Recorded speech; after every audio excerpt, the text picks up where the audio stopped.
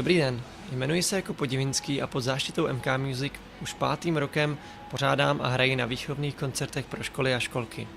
Za těch 5 let jsme objeli více než 300 školek a uspořádali asi 600 koncertů.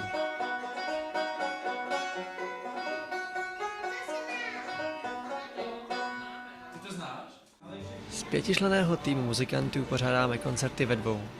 Jsme mladí, plní energie, studenti konzervatoří a vysokých uměleckých škol.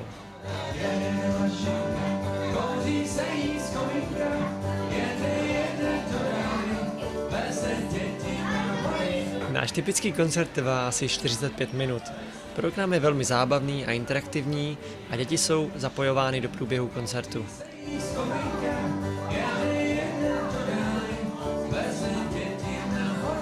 Například pro ně uspořádáme dětskou Superstar, kde zpívají na mikrofon, mohou si také zahrát na rytmické nástroje k lidovým písničkám, k některým skladbám si také mohou zatancovat nebo zaspívat.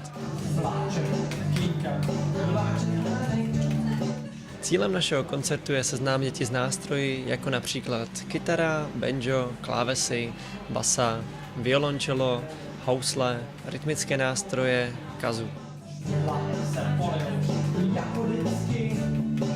Vše potřebné k realizaci sebou přivezeme a jediné, co potřebujeme od vás, je zásuvka. A jak program hodnotí děti a učitelky? Byl tam takový trpaslík, měl fousy a byl tady u nás ve školce. Koncert se nám moc líbil. Budeme se těšit, až kluci přijedou příště. Tento program bych určitě doporučila pro další školky. Většinou děti opravdu si z toho odnesou poznatky. V dnešní době moc pořadů není takových, aby zaujalo děti, takže velmi doporučuji.